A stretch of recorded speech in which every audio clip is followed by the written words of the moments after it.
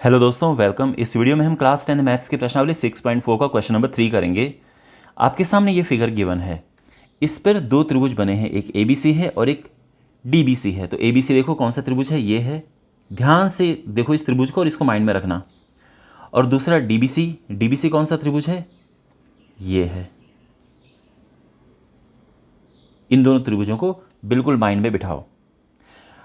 अब यहाँ पर हमें ये बताना है कि जो इनके एरिया, इनके क्षेत्रफलों का अनुपात है वो है ए ओ अपॉन डी ओ, और ये हमें यहाँ पे प्रूव करना है। क्वेश्चन समझ आ गया? ओके। अब देखो इस क्वेश्चन को करते हुए एक स्टेप आपको माइंड में रखना है। आप चाहे इससे रट लो, कुछ भी करो, बट आप इसको माइंड में बिठा लेना। यहाँ पर हम एक लंब ड्रॉ करेंगे, बी सी लाइन पे हम ए से लंब ड्रॉ करेंगे तो क्या होगा, देखो ये 90 डिग्री है और इसको हम एम नाम दे देंगे। इसी तरह से इसी BC पर अब D से लंब ड्रॉ करेंगे हम, तो क्या होगा, इस पे परपेंडिकुलर डालेंगे तो ये हो गया है, ठीक है ना। और इसको N नाम दे देते हैं। बात समझ आ गई? अब यहाँ पर जो ये दो त्रिभुज यहाँ पर नए बने हैं, इन पे फोकस करो। एक ये त्रिभुज है और दूसरा ये त्रिभुज है। अब इन दोनों त्रिभुजों को आप ठीक से देखो। तो यहाँ पर त्रिभुज AMO और त्रिभुज DNO में, तो यहाँ पर आप नोटिस करेंगे कि एक तो ये कोण बराबर है, यानी एंगल AMO बराबर है एंगल DNO के। ऐसा क्यों? क्योंकि दोनों 90 डिग्री हैं। इसके अलावा ये कोण और ये कोण बराबर होते हैं, ठीक है, वर्टिकली ऑपोजिट एंगल्स, शीर्षाभिमुख कोण। तो एंगल AOM ये बराबर है एंगल DON के। क्यों? क्योंकि ये हैं शीर्षाभिमुख कोण। क्लियर? ये बात समझ आ गई? अब आपको पता है कि जब दो त्रिभुजों में दो कोण बराबर हो जाते हैं तो हम उनको समरूप कह सकते हैं। तो यहाँ पर आप कह सकते हैं कि एंगल एंगल नियम से या एंगल एंगल समरूपता की कसौटी से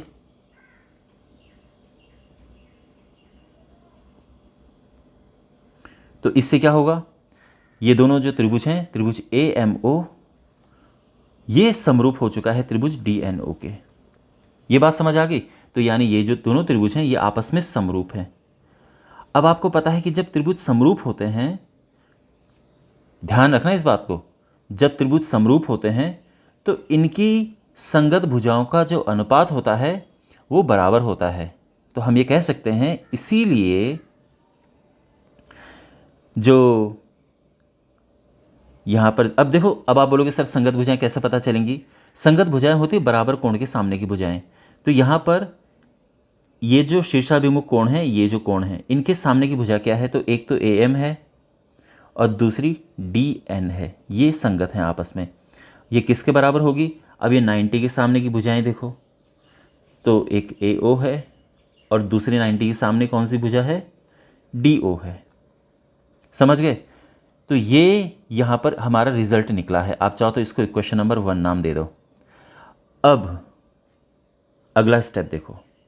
अभी तक तो हमने ये सिचुएशन, अब ऐसा हमने क्यों किया है, इसे हम क्यों लेके आए हैं, अभी आपको पता चल जाएगा। तो यहाँ पर जो है